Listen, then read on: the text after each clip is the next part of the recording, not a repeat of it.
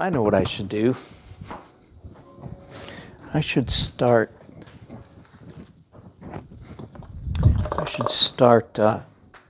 while I'm waiting for every episode to get going. I could do a little musical introduction.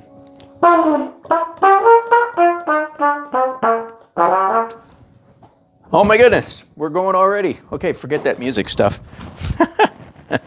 Hello friends, thank you for joining me today.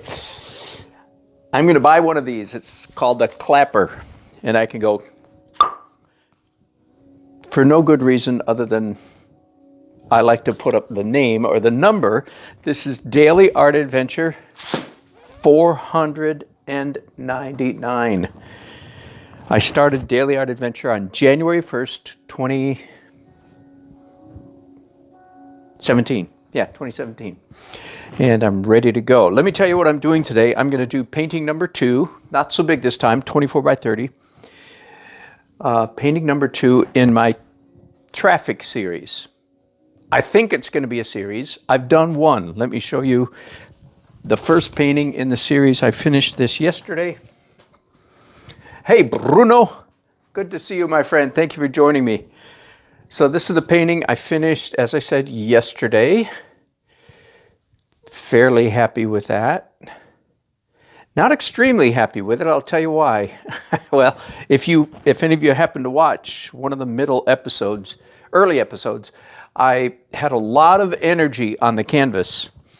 And my hope, and I said it to you all, I said my hope is that I'll be able to retain a lot of that energy. And doggone it, I did not retain enough of it. That is it. To put it another way, I ended up not allowing enough of the initial abstract painting to show through. Now, some of you, hello, Tuan, good to have you on board. Some of you don't know what I'm talking about when I say initial abstract painting, so stay tuned. I'm about to do another one. So that was painting number 1. Yeah, Bruno, 2 makes it a series already. That's exactly. I'm hoping this is going to be a series. I have about 6 or 7 images all ready to go. And I've narrowed today's painting down to one of these 2. And I don't know which one I'm going to do yet. This is very intuitive. This is just like I've picked out a number, 100 pictures, narrowed it down to 6. Now narrowing it down to 2. Which one is calling to me right now? I think this one is. Okay, so let me put this up here and get to work. Now, what I called a few minutes ago, again, for anybody who's new, this initial abstract painting, putting in air quotes as you see, using fairly big brushes. They were sitting in water, so they're dripping. Somebody liked the long straight. And okay, that'll probably come next, so stay tuned. But I'm going to do this one, rainy street with some buildings in it. There's a lot of warm orange brick buildings, warm light, cool at the bottom. So generally speaking, this painting is warm. This photograph is warm at the top, cool at the bottom. Not unlike yesterday's painting. Oh, by the way, here's, just for those of you who may be new, this is the painting I finished 2 days ago. This is my granddaughter, Lake. So as you maybe can discern, I do a fairly wide range of styles. Okay, warm at the top, cool at the bottom. Therefore, I want my abstract to be the opposite of that. I want it to be cool at the top, warm at the bottom. So cool at the top. I'm going to dip my brushes in, not drip my brushes. I do that automatically. Dip my brushes in cool. Of course, it means blue. Do I want a big curve? No, I think I'll let it go at that. And then the bottom of the painting is cooler, so I want warm Are you getting this? Again, you newcomers, I want my initial abstract painting to be the opposite of my finished image. Opposite in color and opposite in shape. But, and this is a very important but here. Now, if I were outside right now, I would take one of these brushes and go like that. I'm doing it very cautiously. Because even though I do splatter paint all over this room, you know, I try to keep it to a moderate. I try to avoid the ceiling most of the time. The wall behind me, the paintings behind me are all covered with spatter, as you can see. All right. That is my initial abstract painting. And again, the lines, I try to avoid outlining anything. Like there's a big line here, so there's not, well, there's not a big line here. Does that make sense? I try to do things that are not like this. Put this back. Actually, I would like this to be higher. I don't know if I can get this to stay up there or not. Hang on, let me look for a piece of tape. Here we go. Get my controller out of the way. It is good to have my Mevo camera back.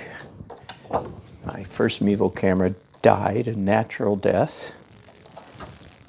So I got the extended contract warranty on the new one. Okay.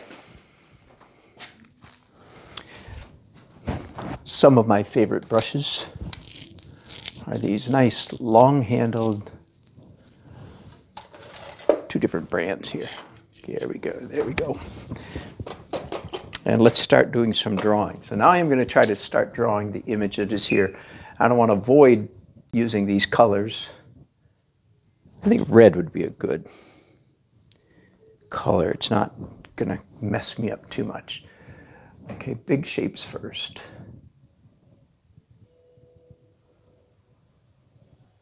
Okay, and again, I say this all the time. Go ahead and make your best guess. Put the marks down. My recommendation is don't spend minutes and minutes, let alone hours and hours, trying to get your drawing perfect. Just get in it a quick initial drawing down. And then the key concept is don't trust. Don't put your weight down. Don't say, by golly, I did it once and it's right and I'm sticking with it. No, no, no. Just put something down and say, yeah, it might be right, it might not be right. I'll make corrections later. And I find that impulse is not entirely universal. A lot of beginner painters have a hard time making later adjustments. They like to stick with their erroneous marks. So what I'm saying is go ahead and make erroneous marks. Go ahead and make marks that are going to be wrong, but just slap something down so you can get started. It's not unlike, for any of you who are perhaps writers, I mean like a literature, journalistic writer, book writers, whatever. I've done a fair amount of that. Ironically, any more details than this, I've written at least one book that is published, but it doesn't have my name on it. It does. I wrote the book, but I was a ghostwriter. So it has somebody else's name on it. Anyway, I'm a writer, sorry. And when you write, most people write, your first output of the words you put down, the literature, what you're composing, you consider it a rough draft. And I think it's the hardest one, because you're starting from zero, starting from scratch. And then you come back and make corrections and edits. That's, I think, the way certainly the way I write, and I think it's the way most authors or writers write. So the point I want to make is that the first run through, the first laydown, the first set of words that you put in the document are the most difficult, because it's easier to come back and second guess and make refinements. So that's the way I feel about doing a painting, like a painting. Just go ahead and get the hardest part over with. Just make sure that you understand. Stay loose, hold it loosely. Make sure that you understand to yourself that you're going to come back in a little throughout the whole process and make edits to your initial drawing. Just the way if you were an author, you'd write something and then you know you're going to come back and make changes. You might go through 14 different changes, edits, in writing a book, maybe more. Same thing with doing a painting. You know you're going to go through a whole bunch of changes, but just go ahead and get it down. It's one of the hardest parts about painting is drawing the image. But I say don't draw that out, to use a play of words. Don't paralyze yourself with indecision and insecurity. Just slap something down, get her done, just get her done. She can always come back and make changes. I'm going to make a change already. I'm not even into it. I'm still in the first drawing. This line angle's a little bit wrong.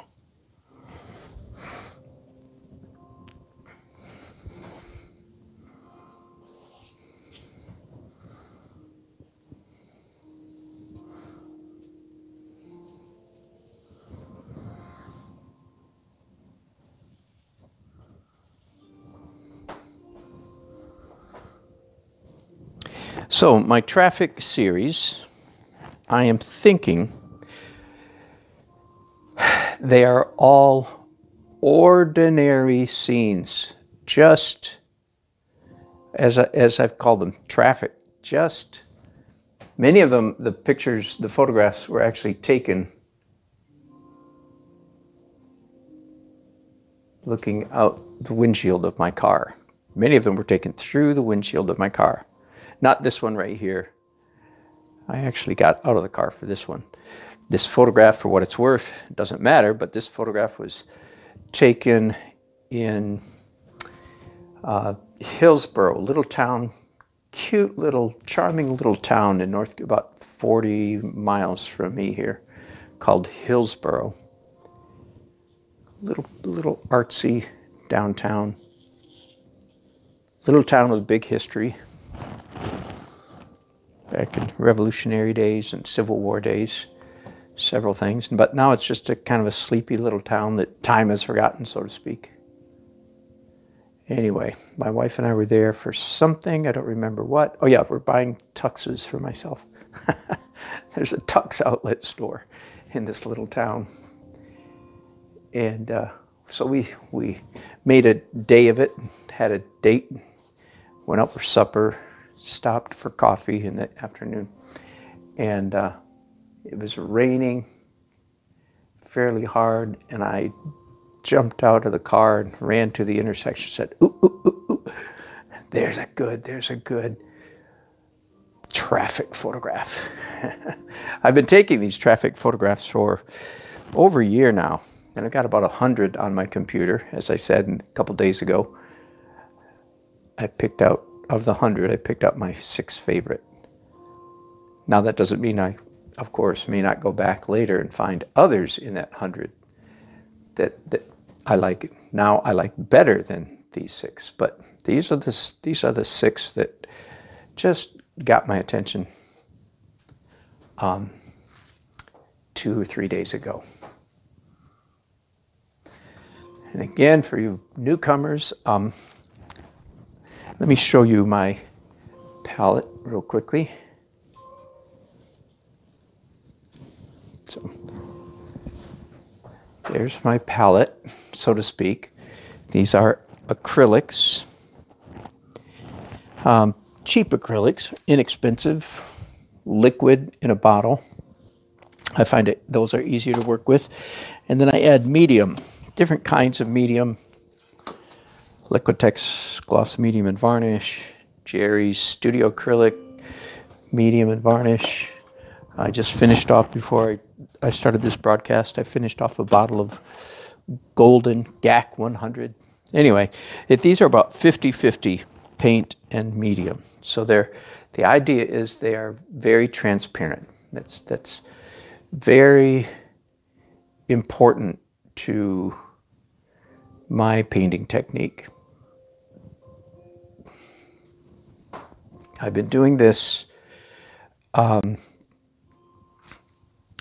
transparent acrylic underpainting. Really broke into this concept in 2004. That was right when I was starting to switch from being an illustrator to being an artist, and I was trying to get in an art gallery.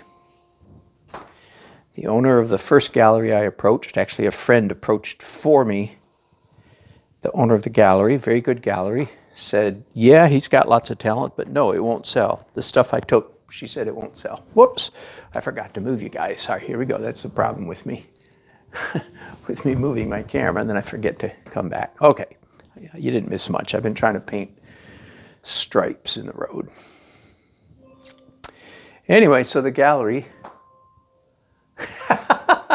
Yeah, exactly. I finished off a bottle of golden gawk, and I'm still vertical. Exactly. Now, what exactly did he finish off? What was that he said? Right. Anyway, so the owner of the gallery was Bev's Fine Arts in North Raleigh. Some of you locals might remember Bev. And she said, yeah, he's got lots of talent, but it'll never sell. And she was right. She was right. She came back and said, tell him to give me something that pops. That's all she said, something that pops. That was mildly irritating. I've told you this story before, so some of you may have heard this. Yeah, you know, because I would rather have heard she said, oh my goodness, he's a world-class genius. Where's he been all my life? I can't wait. His paintings are worth $10,000 each. No, she didn't say any of that. She said, yeah, he's got talent, but no, it'll never sell.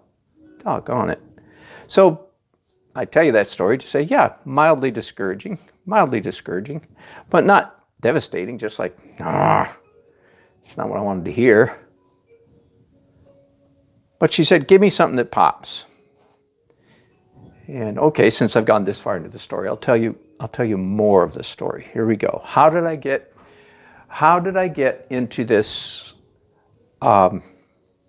painting transparent layers of acrylic underneath oils? At the time, the stuff I brought into was what I call now my storytelling art, mostly my storytelling art, kind of fantasy stuff, fairly realistic fantasy, if that makes sense to you. You know, realistically rendered. And I still enjoy doing that stuff, but it doesn't sell. So she was right about that. So she said, give me something that pops. So I clenched my teeth inwardly in a like, okay, I'm going to do this. In a fit of self-determination, I said, I can do this. I can do this. I have skill. I'm going to do this. I had to talk myself into it. And that's all she said was, give me something that pops. Tell them to give me something that pops. What in the world does that mean? But just a couple years before that, well, more than that, maybe 5 years, 1999, 98, something like that, maybe 2000, I don't remember. There was a big church here in Raleigh, North Carolina. They wanted to have more artsy stuff going in their church, and they had a number of individuals who had some art skill, but they wanted some lessons. So they called me at the time and said, Dan, would you like to teach an art class? That was the first art class, really, almost the first one I ever taught, 20 years ago, more than 20 years ago. And I said, sure. So I taught a class every night for a week. Had a lot of fun, made friends, still have friends who are left over, if you will, part of that fellowship, part of that group that we had a good time together. But the church then came back to me and said, now, what we would like you to do is at the end of the class, at the end of 1 week class with all these amateurs in your class, we would like you to produce one large painting that can hang in our hallway. And of course, when I heard that, inwardly, I groaned. I rolled my eyes. I said, you've got to be kidding. A bunch of amateur painters, it's going to look terrible. Worse, more crude language than that probably went through my mind. Anyway, I said, okay. I gritted my teeth again. I steeled my inner self, said, okay, I'm a gifted professional. We can do this. Anyway, so at that time, I thought, I know. And the canvas we picked was 8 feet tall, 12 feet wide. It's still hanging in that church. And it looks pretty good, but I'm getting ahead of myself. I said, if I do all of the underpainting in black acrylics, black, so it'll be a graphic, not a terribly realistic painting. This is going to be a impressionistic, graphic painting. So I did this beautiful mountain scene, snow-capped mountains, water, trees. It was based on Psalm 95, I think, 95, 96, in there somewhere. And so I did all the drawing in black. And then to all the students, I gave pre-mixed, transparent, like this, transparent acrylic colors. Pretty colors, just like I use now. And so because I knew with their transparent colors, they would be unable to obliterate my black and white underpainting. Does that make sense? Let me back up even further. Now, I had majored in art in college in the mid-1970s. And my memory is that a lot of the professors in my art department were absolutely gaga about these new things called acrylics. And so they all loved acrylics, partly because a lot of them were abstract expressionists, and acrylics are perfect for abstract expressionists, in my opinion. But I didn't care much for them. That was not my personality at all. I was more of a realist painter, and I didn't like acrylics at all. So I'd been a confirmed acrylic hater, to put a little too strongly. I'd been a confirmed acrylic hater for 25 years at this point. But when I saw my students at this 1 week art class, when I saw their layers of transparent acrylic going up on top of my black underpainting, I had an epiphany. I went, transparent acrylics, oh my goodness. That is the answer. I hate regular acrylics, but I love transparent acrylics. Get it? So that was a turning point. Now that I just filed that away, didn't do anything, really do anything with it for several years. But then when this gallery owner came back with her feedback and said, he's got talent, but it'll never sell, tell him to give me something that pops. I went, remember a few years ago at art class, we did that painting. That kind of popped. So I grabbed my little, I'm surprised now to think about it, I grabbed my French easel, my French plein air easel, and I went outside and started slapping down layers of transparent acrylic, planning to do oil on top. To this day, I don't really know what made me think of that. I've given you all the story I can, but there must have been something else, something else in the water, so to speak, something else in the atmosphere, some divine inspiration that made me do it. Because that, frankly, that day, so I went out very much not knowing what I was doing. It was like, I wonder how it would work if I did acrylics underneath and oil on top. It was a crazy experiment. I had almost no idea what I was doing. But I did it. And in fact, I still have on, I think on Fine Art America, that painting that I did summer of 2004 is still available. It's a 5 points, painting of 5 points, a quaint sort of traditional part of down. It was a cityscape, and still available on Fine Art America. It's a nice painting, turned out well. I wish all my paintings since then had turned out as well as that one did. But for some reason I had beginner's luck, and that one painting turned out quite nicely. So that's the story. That's how I started painting transparent acrylic with oil on top. And again, it is the transparency of it is a key concept. A lot of people do acrylics underneath and oil on top. If they're not transparent acrylics, I don't consider that they're even doing hardly even related to what I'm doing. It is the transparency that is key. So again, all of these little containers, except for the white is pure. No medium in that. That would be just a waste of paint and medium. But all the others are about 50-50, 50% paint and 50% cheap, inexpensive. Do I have to say those words, cheap and inexpensive? Tune in for redundancies. Lucas, Krill Studio.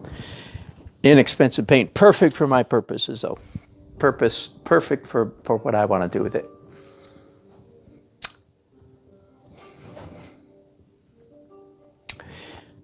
I was going to take pictures at each stage, and I already forgot to take a picture at stage 1, so bear with me for a minute while I take a picture of stage 2. I like to take pictures because sometimes I can create a video of the painting process one step at a time. This is, I call this now, this is 2 steps. The first step was the initial abstract painting, which is unrelated to the image. The opposite in color, opposite in shape, but attractive. It's supposed to be an attractive abstract painting. And then number 2 is I've now drawn my first impression of this image. Now, we're going to take our first break right here because this part gets a little bit boring for you guys because you can hardly see what I'm doing unless I miss my guess. You can't see these lines very well. I can see them, of course, quite well. You'll be happy to know. I can see this canvas better than you can. I'm sure that's a relief to you. So it's rather boring broadcasting. So I'm going to give you guys a break. While you're gone, I'm going to do a drawing. So why do I use pencils? Again, forgive me, repeat for all my regulars, but in case anybody new is here, why do I use pencils? 2 reasons. 1, sure, they're good for capturing image. Good for capturing similitude, realism. Very handy. But the main reason I use them is because I like how it looks. I like the interplay of pencil and paint. I like scratchy pencils interplaying, interacting with smooshy paint. Get it? So that's the real reason I use it. But right now, I'm going to be making adjustments. So for instance, when I look at the top of this car, the whole car, I'm going to go, yeah, I think that should come a little bit higher, then go down at an angle. So when I draw right now, I don't just trace over everything I've just drawn. That's really important. I make corrections. That is, I look at the photograph and try to fix stuff that I got wrong the first time. Does that make sense? So I'll do that without your company, if you don't mind. And I will be back probably 10 or 15 minutes. Thanks, guys, for watching. If you're new, please subscribe. And if you know some artists that want to get some new, different instruction, different angle, please tell them about me. Thanks so much. Bye-bye.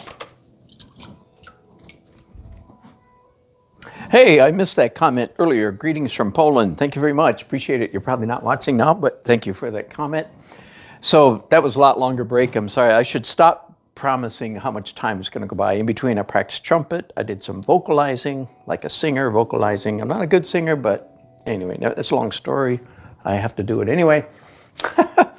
And then finally, I finished the pencils. Let me zoom in and show you a couple things before I begin doing the next layer, which is glazes. I want to show you two places in particular. One is this car, just to show you how I've changed my mind.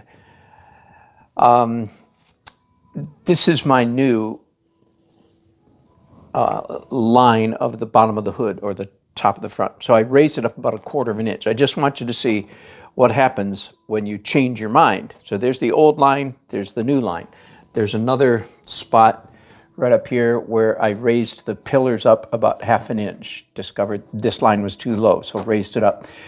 One of the points I want to make is that's the freedom that you take. You don't hesitate to fix things. The other thing is you don't try to come in here and fix your mistakes. Another big change, I don't know if it's big, another change that I made was the stripes in the road, as you can see. So here's the old drawing, here's the new drawing. Likewise, here's the old one, here's the new one. And you just leave the old line where it is. Here's a delightful reality.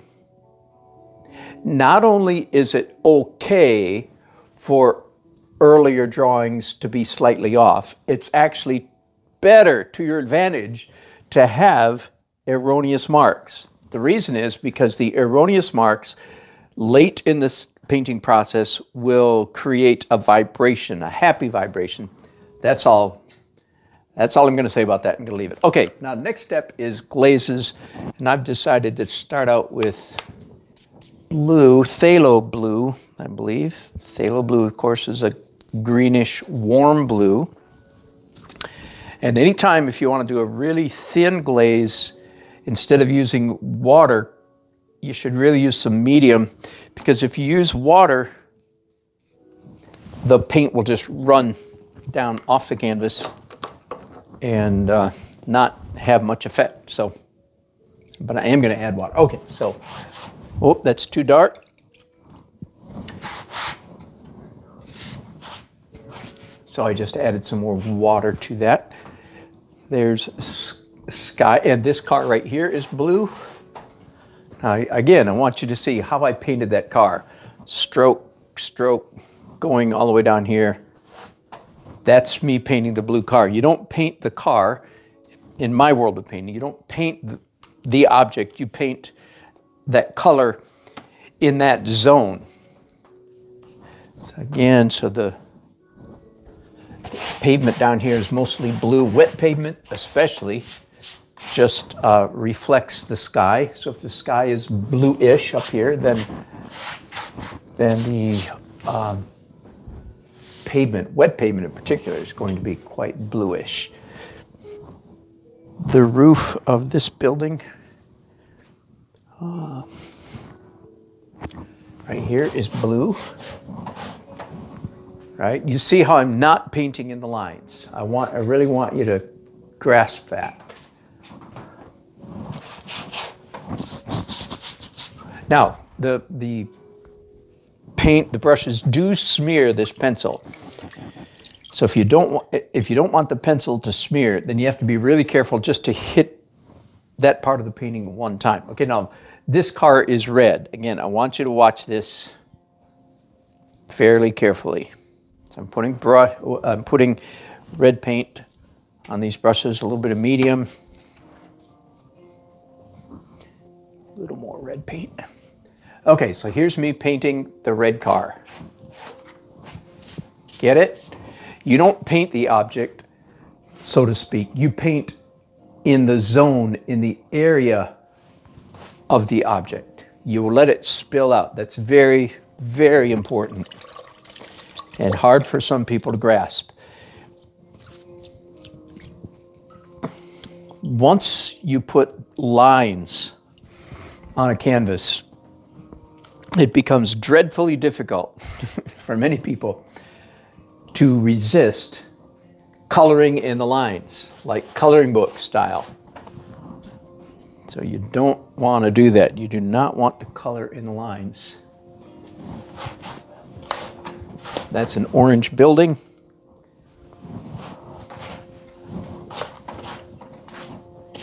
And this building over here has more yellow in it.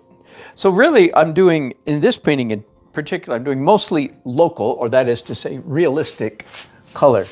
I don't always do that. Sometimes I will do, especially an orange pink sky, but not in this one for some reason. And this building also has quite a bit of yellow in it.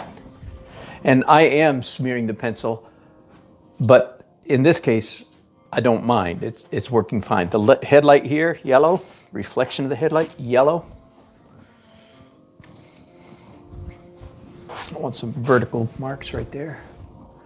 The front of this building, more yellow in it.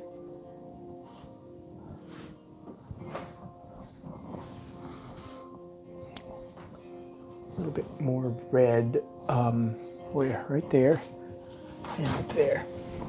All right.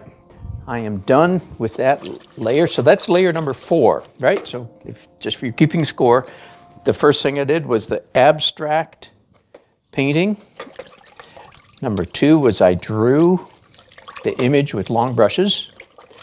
Number 3 was I redrew the image with black pencils, making adjustments and refinements. Again, for you newcomers, the pencil is Jerry's Artorama. Jumbo Jet Black, sort of not as greasy as a grease pencil, but more greasy than a Conte crayon. Way more greasy than a charcoal pencil. It's a wax-based pencil. All right, next step is always particularly fun for me. That is the first layer of white. And I'm going to do something fun. I'm going to pick up a squirrel's brush, squirrel tail, squirrel fur, squirrel hair.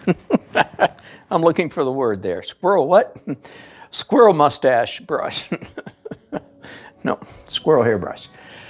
Okay, so I'm going to paint white acrylic into wet color. White into wet is okay. Wet into white is not okay. Okay, so I can do white paint. Now, the hazard here for beginners, of course, this paint is going to pick up anything that's wet and smear it around. So you just have to paint, how can I say this, in a painterly manner.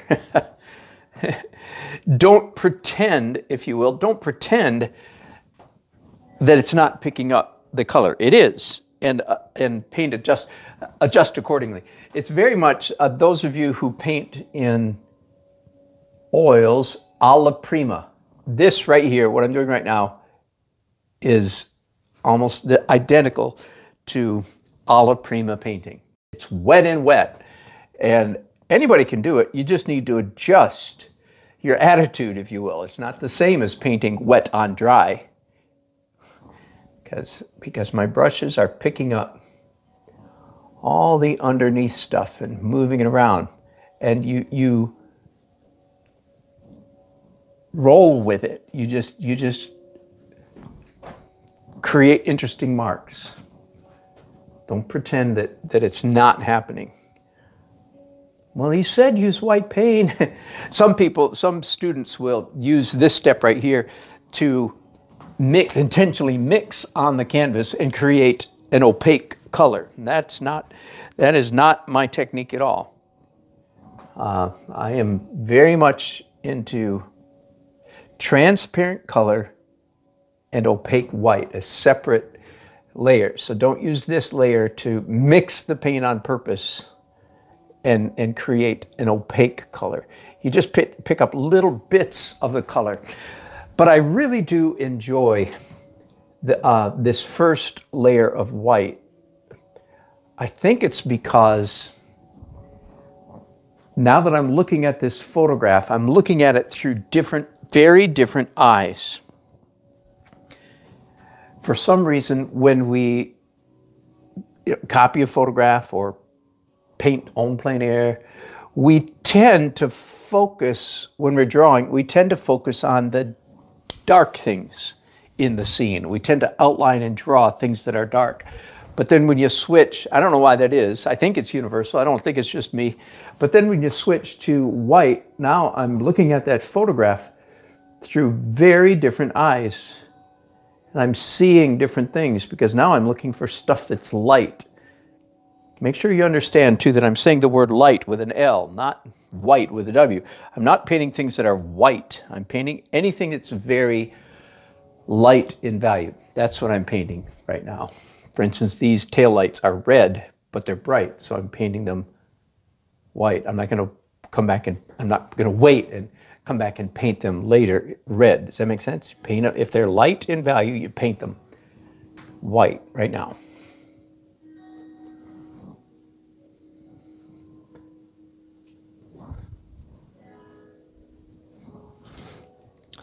It's also amazing to me the degree to which the painting takes a jump in realism.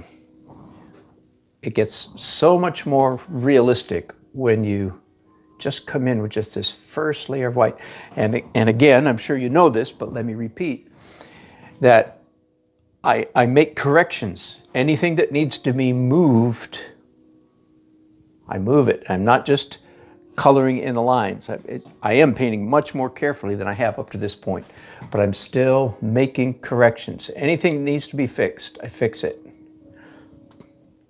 I'm not just slavingly following the lines that are already there. I'm looking at my photograph and making adjustments. If it doesn't need to be adjusted, great. You can follow the line that's there, but you work like an editor. I'm sure that makes sense to you.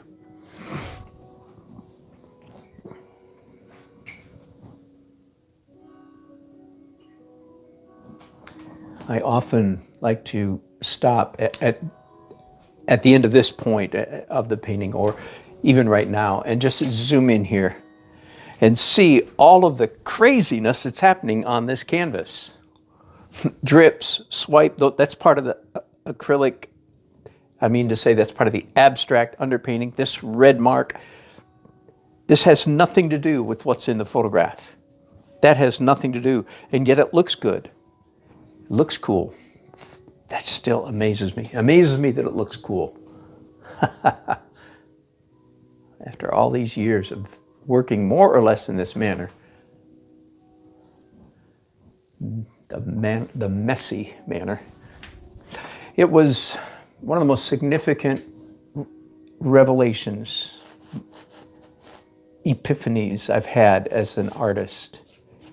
And I remember the day that it happened. I remember the painting. I wasn't painting in my abstract realism technique. This is back when I was doing realism, quote unquote. I remember making a mark and sort of gasping, saying, "Oh, look at that mark. I didn't make that mark on purpose. My brush did it sort of without my permission when I wasn't paying enough attention." I was being a little bit careless, and my brush and the paint did some things that I didn't expect.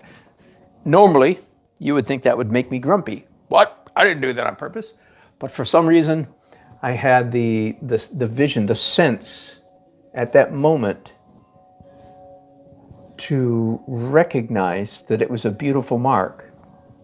I discovered that day that the best painting happens when you're trying to do something else. Now, I don't mean the best painting happens when you're trying to set up a tent or mow the grass or drink a glass of lemonade. That's not, I mean, the best painting happens while you're painting, but while you're not focused on similitude, control, there's a word, while you're not focused on control. Another way to say that, Bob Ross's best line was happy little accidents. That is a great description of good painting. So I discovered it that one day. It's like the light bulb really came on. I had heard things like that before, but I'd never quite believed it. But that one day, as I said, it was like an epiphany. The heavens opened, the birds sang, the sun came out, you know. The angels sang. And I recognized that the best painting happened while you're trying hard to do something else. So you can imagine, once I learned that lesson, well, it took a while for it to sink in, but once I really learned that lesson, I said, well, golly, if the best paintings, if the best paint strokes, if the best marks on your canvas are the ones that you put down accidentally, then why don't you just paint accidentally all the time? Does that make sense? If the best stuff happens by accident, then why don't you paint everything by accident? And in a sense, that's a good description of a Dan Nelson painting. Everything here is an accident. Of course, not really, but I think you can see what I mean.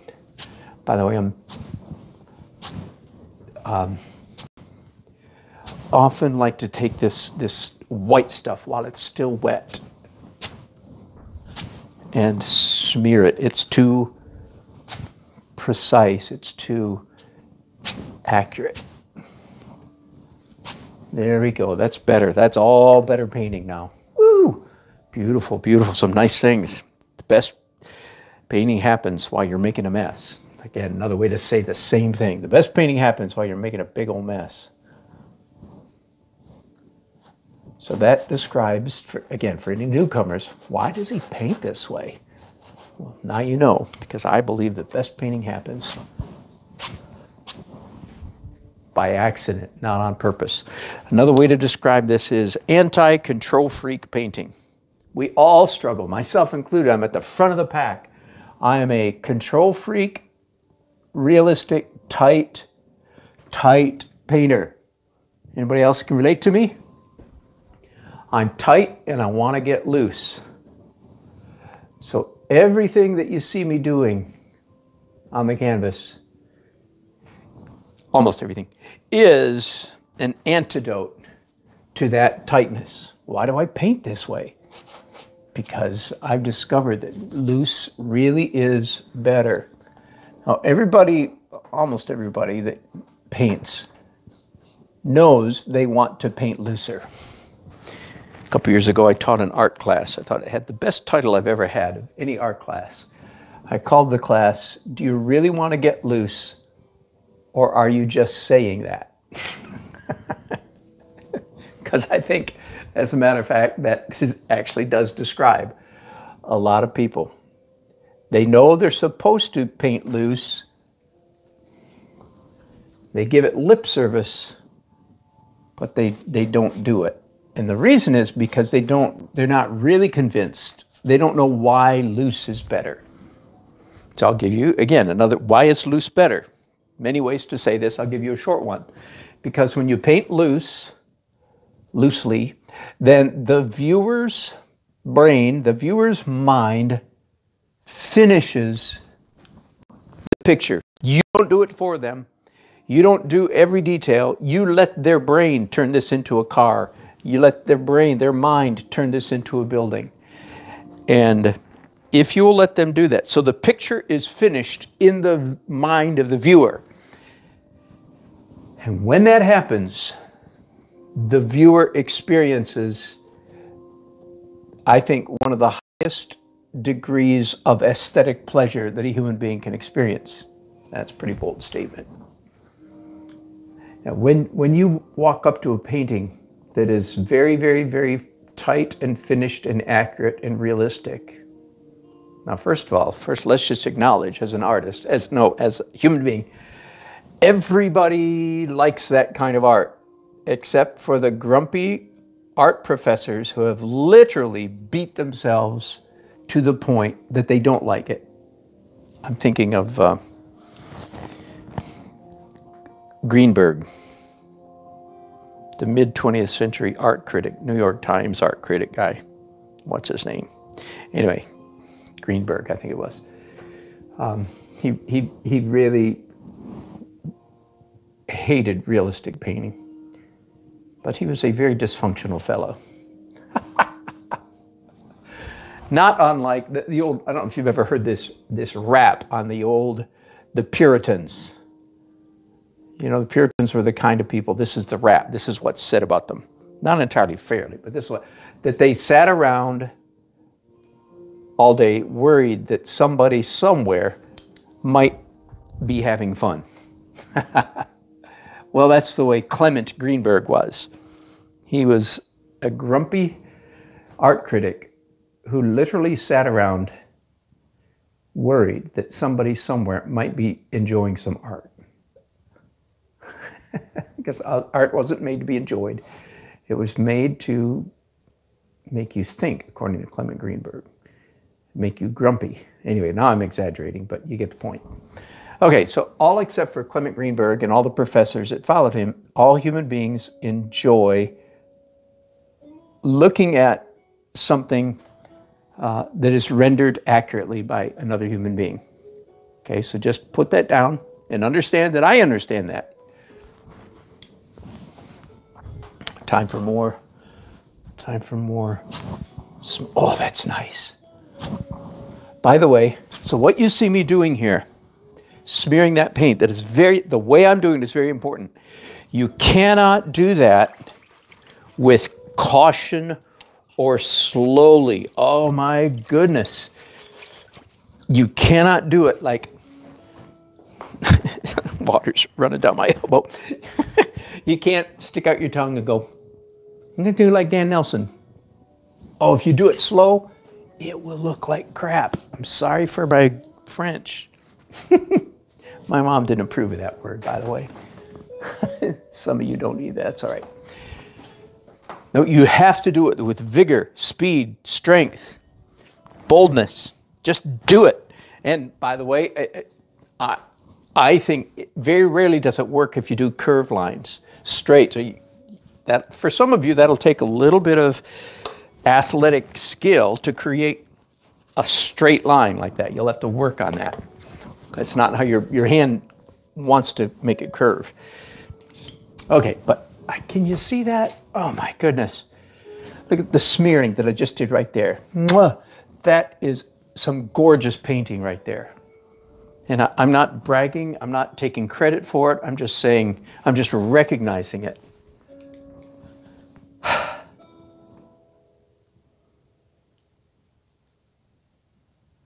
All right, let's continue. Oh, wait, before let's go ahead and get this white arrows, turning lane arrow on the pavement, which I feel is like a really charming little detail in the painting. Again, part of my series of traffic paintings. We'll see. You know, if none of them sell, I won't be so excited about doing more. But I hope they will. Part of my thinking is that we all, in America anyway, we all see this beautiful scenes like this all the time. But we don't realize they're beautiful because we're late to work, we're in a hurry for a meeting, we're ready to get home, we don't like driving on wet streets, it's irritating, why does it have to rain today? You know, we have all this adult grumpiness going on in our head, and because of that, we just zip right past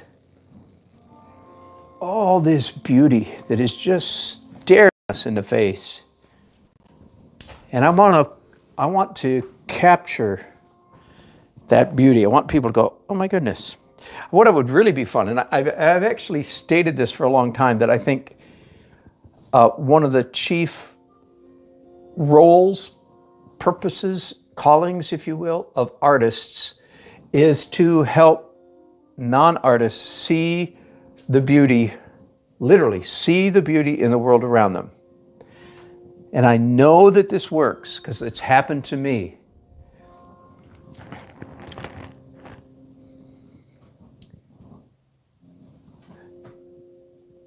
Let me switch away from visual art to literature for a minute. I clearly remember when I was in my mid-20s, the first time I read J.R. Tolkien's The Lord of the Rings, The Hobbit and The Lord of the Rings. I was so swept up in his world, in his Middle-earth world, that hard to believe now, but I know this is true literally for years after that. Whoops, hang on, interrupting myself. I just realized I'm missing an arrow here. Okay, for years after that, when I would be out in the world, out in nature in particular, I would look at a hillside and I would see it through Tolkien's voice. I could hear his description of that tree, that especially, again, out in nature. I could hear his voice. Do you know what I mean by that? I don't mean literal voice because I'd never heard him talk, but his writing. I would say, oh, there's a Tolkien hill. Oh, there's a Tolkien tree. Oh, there's a Tolkien river. Does that make sense? So that's in the realm of literature. He was doing exactly what I'm talking about. That as an artist, he was helping me, and he increased the pleasure in my life, because my experience of nature was amplified by his writings. So I know, by the way, not just because of that, but I know that we visual artists can serve people in exactly the same way. When I was a kid, I became acquainted with this artist. I grew up in Michigan and became acquainted with this artist named Ding Tooling. You can Google him. I watched him paint every day for a week.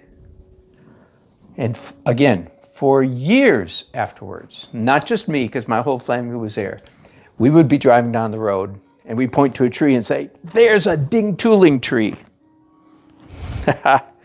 So he opened our eyes to see beauty around us because of his paintings.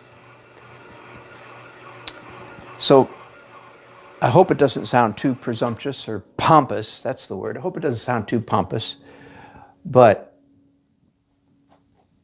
I would really like to serve humanity in a similar way. After looking at my traffic paintings, that no one who looks at my traffic paintings will look at traffic the same way again. That while they're stuck in a traffic jam, instead of being all grumpy and irritated and frustrated, they'll actually say, oh, look at that. I wish I wasn't stuck in traffic, but doggone it, that is beautiful. Dan Nelson's helped me to see that's beautiful. Now, since I've gone this far, I'll go ahead and tell you that we had a slight, no names here, don't worry. We had a slight altercation around the supper table several days ago. here in our home because I was describing this. I said, it was before I did my first one. I said, I want to do a series of traffic paintings because I really think I can help people see the beauty in that's around them all the time. And we had a guest staying with us, and she quite took almost offense at what I said. She said, "No, I don't like traffic." Well, again, as if I like traffic, as if I like being stuck in a traffic jam. Of course I don't like being that's almost part of the reason I'm doing this, because I don't like being stuck in a traffic jam. And I tried to explain to her, no, I think you misunderstand. I don't mean that I'm trying to make you like traffic. What I'm trying to help you see is that while you're stuck in traffic, the purely visual stuff that's hitting your retina is actually beautiful. Okay, I'm gonna let it go with that. And we had to talk it out a little while and hash it out and get things smoothed over, because she thought I was kind of dissing her a little bit, which I certainly didn't mean to do. So again, I'm not trying to make people like traffic jams. I'm trying to open people's eyes so that they can see that they're really surrounded by beauty. One more thing along this line. In a way, I'm trying to anti-Thomas Kinkade. Now, I usually say really good things about him, partly because I get a kick out of saying good things about him, because as an artist, as artists, we're all supposed to hate him. Of course, I don't hate him. Didn't hate him when he was alive. But we're supposed to hate him mostly because he made $1 bazillion and I didn't. So there's a lot of envy there, right? But what he did was he trafficked, to playing words there, he trafficked in nostalgia. Like, instead of doing up-to-date modern cars, he did Model A's, Model T's, horses and buggies, stuff that we now feel nostalgic about, right?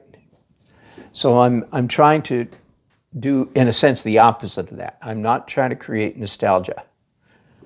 Although if these paintings last, which they should, if they last 100 years or even 50 years,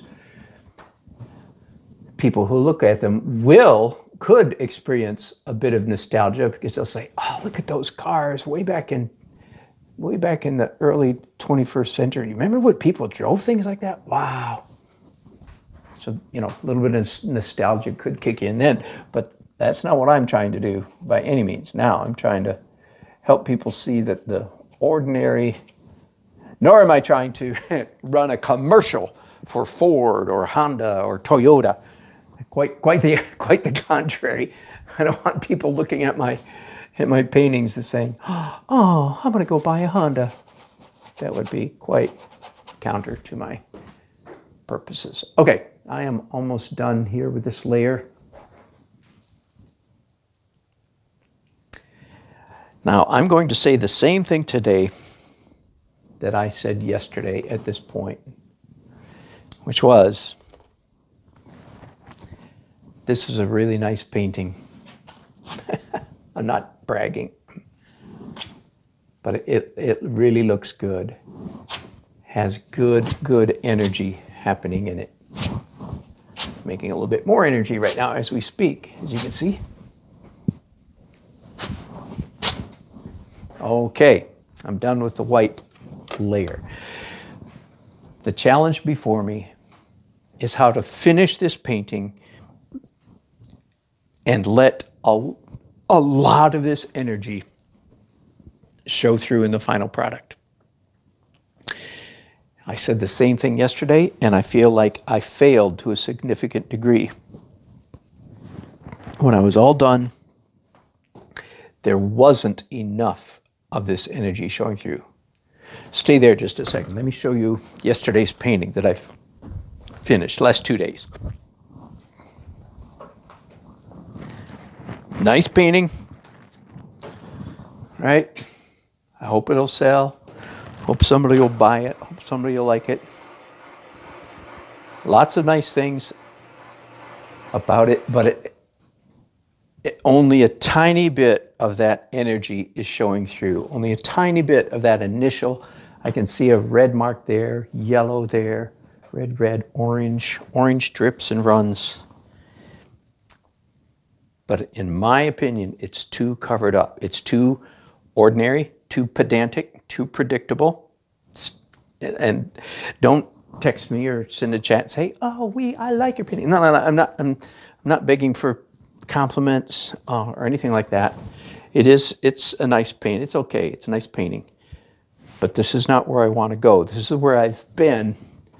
Where I want to go is that my finished painting looks more like that, has more of that energy. Whew. So I have to figure out, what did I do? What have I been doing in most of my paintings in my career up to this point that causes me to lose this energy?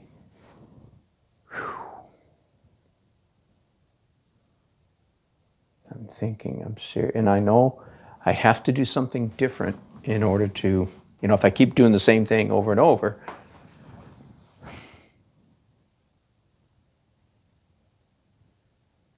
let me tell you what I would normally do at this point. I would go back to some smaller brushes, like maybe this, something like that, and I would do dark details in acrylics, like the underneath part, dark under this car, dark in here, under those, behind those pillars, a dark telephone pole here. Then I would do another layer of glazes and another layer of white. And now I'm scratching my chin, literally, as you can see.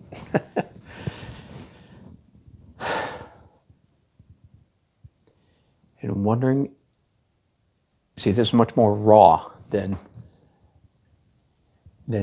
usually I finish the acrylics more than this before I go to oil. And I'm wondering if I should go straight to oil at this point,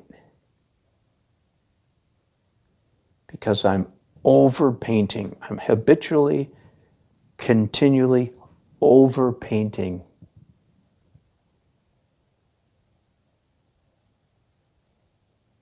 Okay, I just talked myself into it.